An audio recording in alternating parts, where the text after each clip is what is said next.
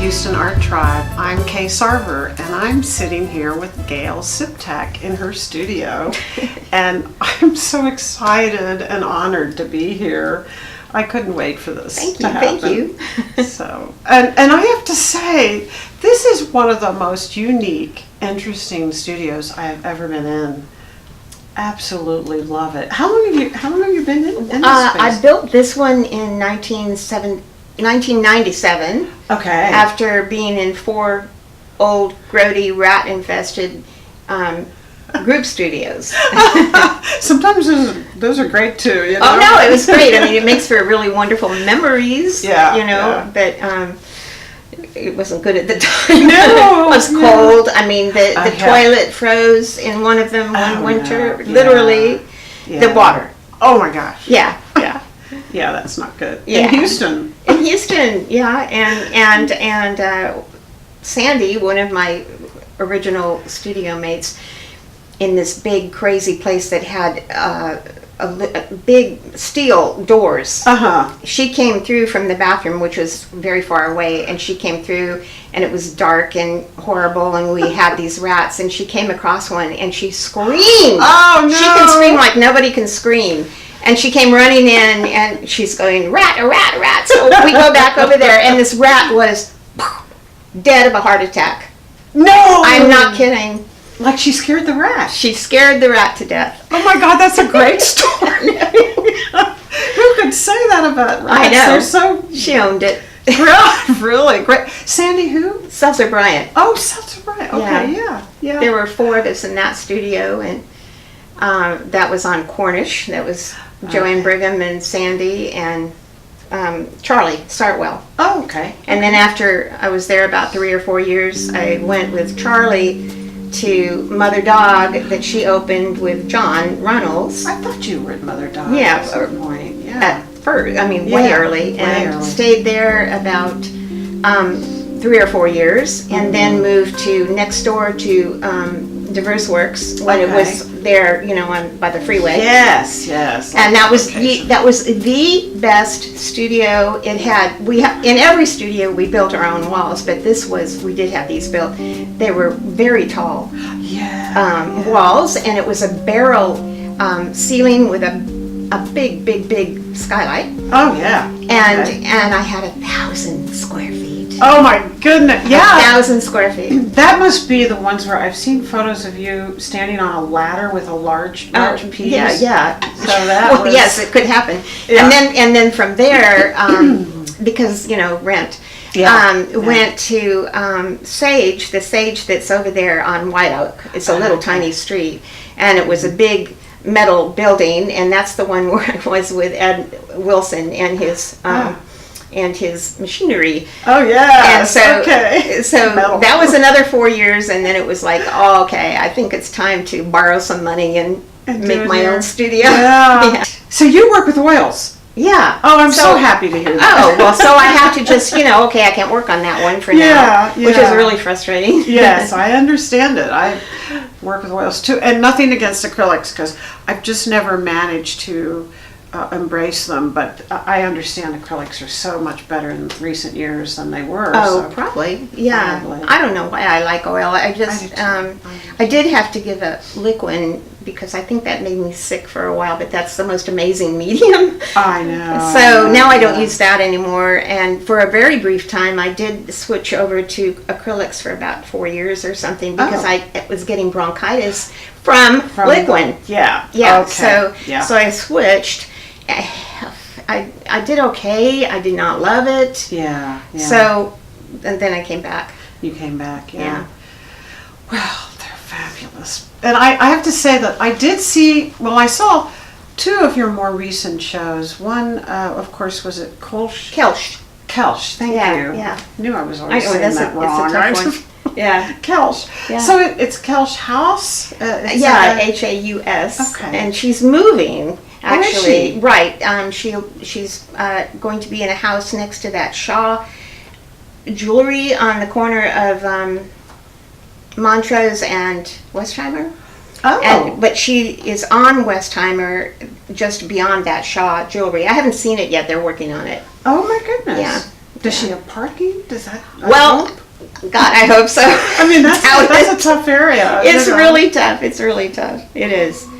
Yeah. Yeah. The last show was all figures. Yeah. So I kind of do that quite a bit. I was amazed. We weren't able to make. I went with a friend who bought one of your pieces. Oh, actually, very nice. But and we went, like a week or so later, and most of them had sold. Even, yeah, it was a nice show. Quite successful. Again, relatively small pieces, so and self-framed. So that's an issue that. too. Sometimes with like flat work, and those were on cradled. What is this stuff? Cradled. Oh yeah, Cradled. yeah, This kind of thing. Yes. And so it sort of wants a frame more than thicker right things. Yeah. Well, I always used to stretch my own canvases, but this is starting to be an issue. So this is the first time. Most of these are my stretching, but I have just recently got some online, and they're okay. Yeah, you can get some really But I good miss ones. that. I used to make my kids do it. Oh yeah. When they grow up and leave, it's I kind of know. hard to get them to I do lose my things, assistants, right? Yeah. Well, I realize that your work is it all tells a story, right? I mean, Right. really, I feel a little silly even asking you to talk about what they are about. I guess we all just read into them ourselves. That's the as idea. viewers. Yeah. Well, And even then with the figurative work, I mean, I hated. I mean, titles. Yeah. I would try and have a sort of ambiguous title because Yeah. everyone did come and tell me, "Wow, this is just like so and so." Yeah. Yeah, and so like these are almost like pieces of my big work in some cases because objects. And obviously, I think that one over your head there with the little cup. Yes. I mean, you can certainly read into that. I mean, it's in such a precarious position. Yeah. No, it makes me want to.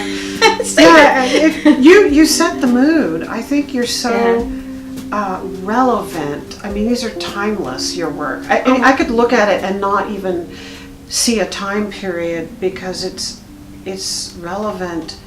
Like subject that. matter, Yeah. Well, but it's everyday stuff, really. Yeah. Yeah, for the most part. Yeah. And I, as much as sort of abstracted as some of these are going, they'll probably never entirely let go. I love it. I mean, I like that. I don't know. I don't want to go quite all the way there.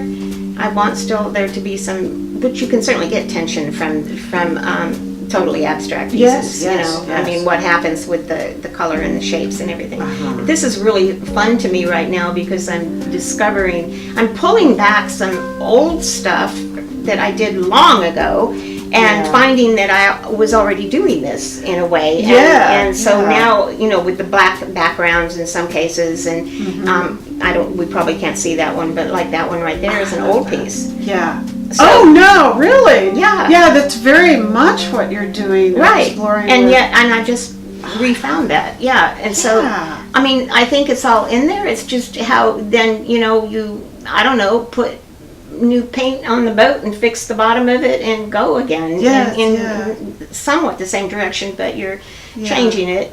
I love the balance or the not balance, and there is a relationship between the objects and the shapes and all of that kind of stuff with this, and that's fun, and the color. So I'm particularly drawn to the ones with animals. Dogs. When you do dogs, I think you just tap into what a lot of us feel. But they're priceless. And then you do bring fish in. There's been and people ask me about the fish. I've done the fish from the very beginning, and I don't really know why. I mean, people have their own take on that too. I think it's. I did tell somebody once recently that I feel like they're the canary in the mine. Oh yeah. And that they're fragile and they're everywhere and still hopefully. And I do see them as sort of a life force. Yeah. So that's why they keep popping up. I do have them always in all of my paintings. Well, I mean, I love over them. the years, not in every one, but yeah. Yeah, I love it because also we tend to look at fish like they aren't individuals. I mean, they're just fish. Yeah. And you give them some importance. I don't know. I love that. And I like to, in the nature series that I've done where the fish are flying, not necessarily with wings, although there was one like that, but the fish are in unexpected places, like at the top of an arch or something. Yes, I love that. I like that too. I don't know. I don't really know why. I mean, it's like a touchstone, I think. Yeah, and it's okay. It's not religious. I mean, some people have asked that. It isn't that at all. Yeah. It's more about a life thing. Yeah, I see that. Well, I think you're really connected to nature. Obviously, I can see that. I feel that way. In your work.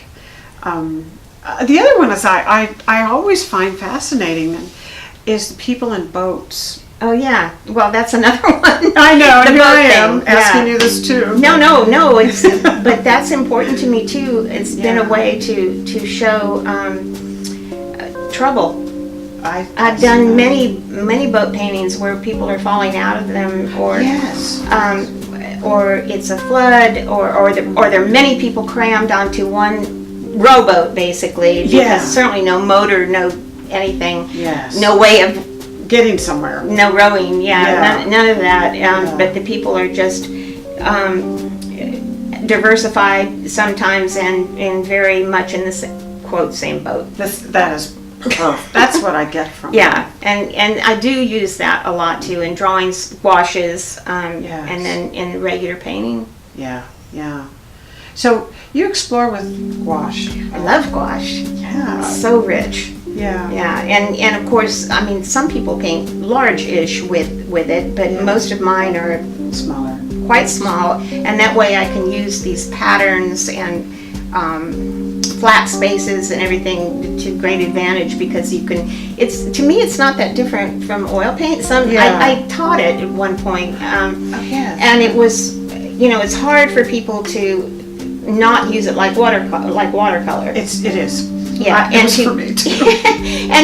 to allow, well, first of all, the dry bottom part, and then you're working on top of that, not too wet, and you're able therefore to get that dry, flat gouache look that is so rich, and to put one color against another in a pattern or in texture or something like that. Oh, makes me want to explore it again. But to keep it relatively small so you can do that. Otherwise you'd be forever at it. And frustrated and dragging your arm across it. And that would be me. Yes. So I really like them, and I've done that for ever as well, almost ever. Yeah. I love there's such a whimsy to a lot of your work, although I think you touch on serious things, in your way. I think sometimes if you can talk to somebody in whimsy or even silliness, I mean, but have a barb at it in there somewhere, I think it really works. It does. I mean, to try and hit on two notes that way.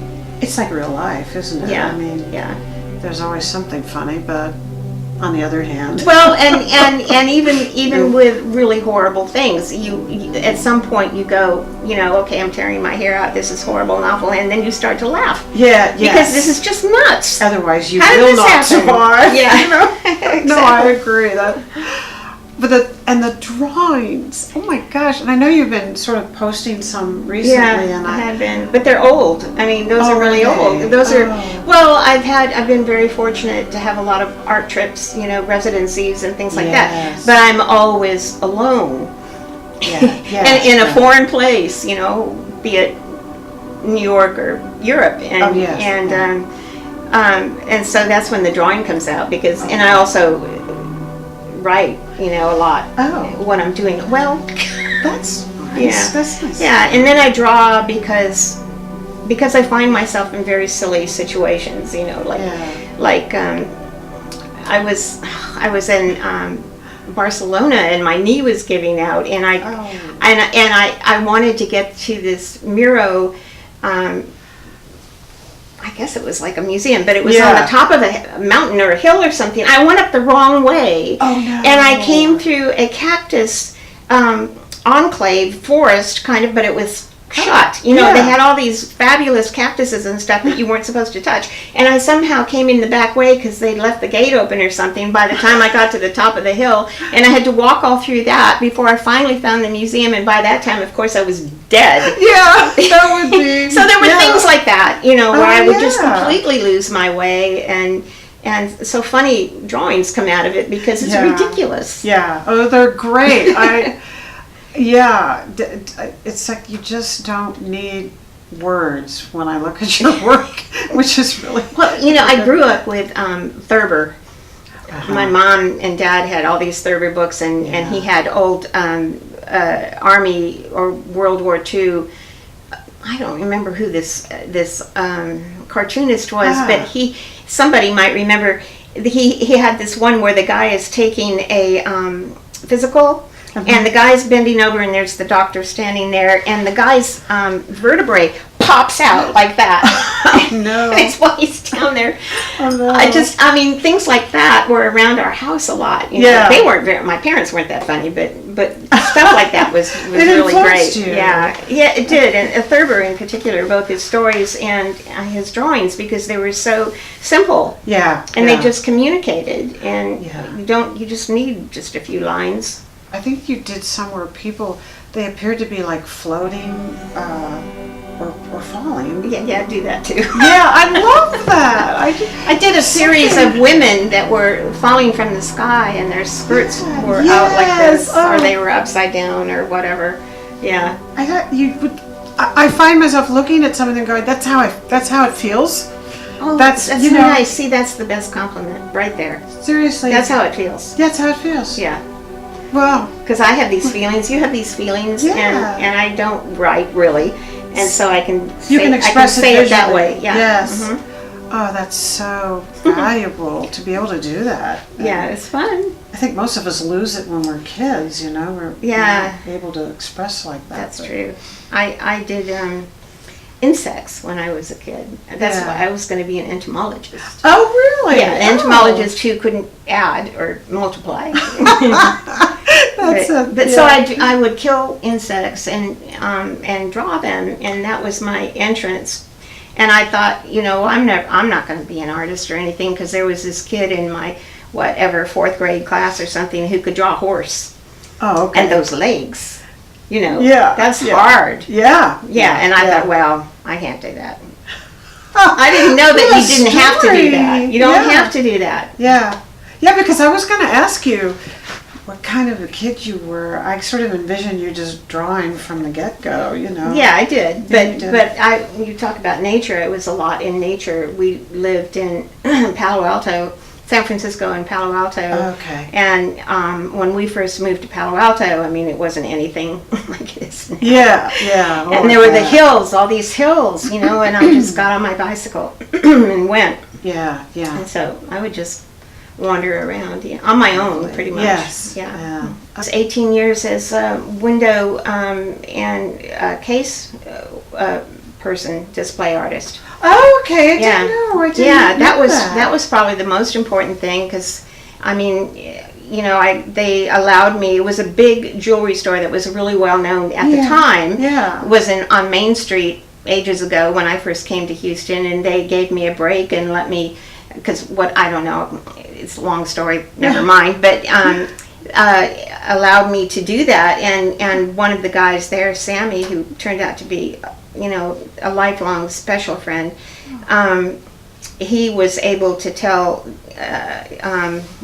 his dad, the major, that let her do what she wants, you know. Yeah. And so I did. So I would change all the cases, the bottoms of the cases. I would put different kinds of material on, and then I would use all kinds of weird and strange things. I mean, wire and whatever, you know, over the years, and I would change them out every month. And and here I had little kids, but what I would do would be make everything I needed, because I sewed a lot of stuff too, make everything I needed at home, for 3 weeks, and then take a week to install it all. Wow. So it would be the cases and then wall things too. But it was all about composition. All Oh of it. my gosh, sure. So that's all it was, you know, and that's the way I saw it. I mean, I didn't care about the jewelry at all. Yeah. It was just, how can I do this to make it visually interesting? Yes. And the cases themselves, some of them were octagonal and others were sort of odd.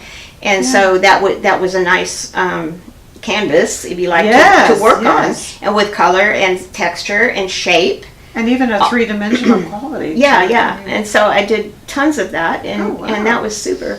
That's neat. That's a neat, I didn't know about that. Yeah, that probably was more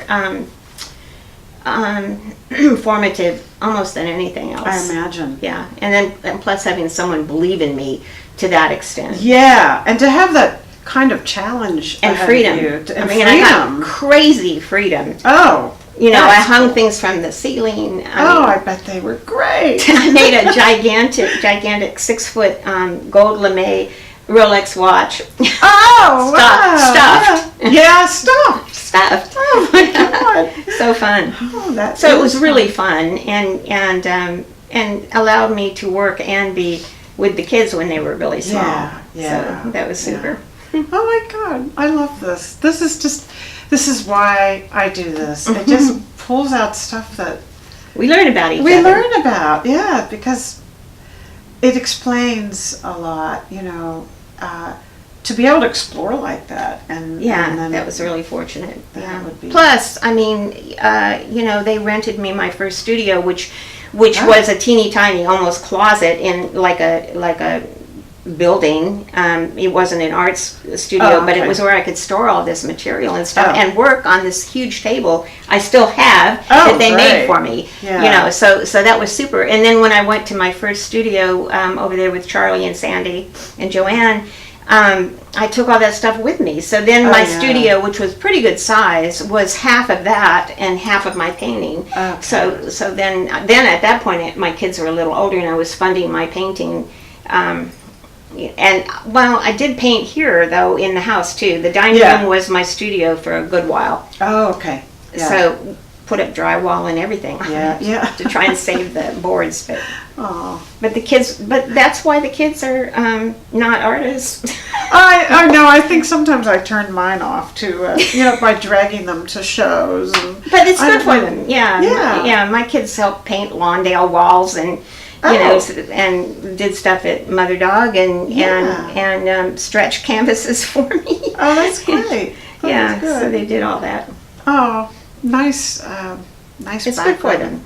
Yeah, I think so. It doesn't matter if it turns them off. I mean, they appreciate it later, right? I think so. I think, we hope think so. Somehow I think they understand me, I think. Sure. And I don't know why, I guess just a group of people, the ones you do around the table. And sometimes, and you say murmuration, and you've even had birds. Yeah, that was the idea with that one. Yeah. The best ones of those are the really big ones, like that size. Can you see in there? Yes. Yeah, those are the best ones because I really had room. Yeah. You know, and I have, I don't know, 10, 12 people all around, you know, in all kinds of positions, doing all kinds of things, and I love that. I love the, you know, the non-graceful movement of a human being, you know, being this an elbow or something. Yes, and with others like that there's so much going on that's relatable, even if you didn't intend it. I don't know, but it just felt really. Well, I think I do intend it. Yeah. That and it, you know, like people have said to me in the past, how where do you get your ideas for these figures? And the thing is that the figures are hopefully not anybody, but I mean, I look at people standing at a bus stop. Okay. Or leaning against something, or I love the angles, you know, or just all kinds of fun. Or I put myself into those positions. I was going to say, I do. I mean, what does this feel like? What is that, you know? And that's what I'll paint, because I'll do it how it feels. Yes. And so hopefully it comes across as just like a human thing. It does, and I've often even thought that I was maybe not having met you personally, but I had thought maybe I was seeing you in these. But Nah. you're just using yourself No, for positioning and stuff. and that's what I see, and that's Yeah. I don't really sketch. I do sketch that to some extent when I'm getting ready for a painting, but yeah, on a big one, I have to admit, I do sketch it all out on paper because it's got to fit. You know, and it's got to have a proper composition, you know. And then once I get going, you know, I mean, I do change some things, but those are my favorite things to paint, and I do really miss that. I mean, I love a good big painting. Yeah, I understand. I also had the feeling, it was important to me when I was doing those, and I did really big landscape ones too, that you could walk in, and they were like 76 by 84 inches. Oh, yeah. So that's big. a good human size that when you stand in front of it, you get the sense that I can go there. Yeah, you feel like you're walking right into it. Right. Yeah, no, so that's really that was really important to me with that, and that's why I picked that size. It's like just off the square. I love square. I see but that. on those great big ones, so it would be slightly horizontal. And just off the square, so it's you know, walk in. That's It's interesting so fun. too about the square. I don't know why. I mean, I don't know. But I think I feel more challenged with a square. I do too. Really? Yes. That's Isn't why that I think it's interesting. Yeah.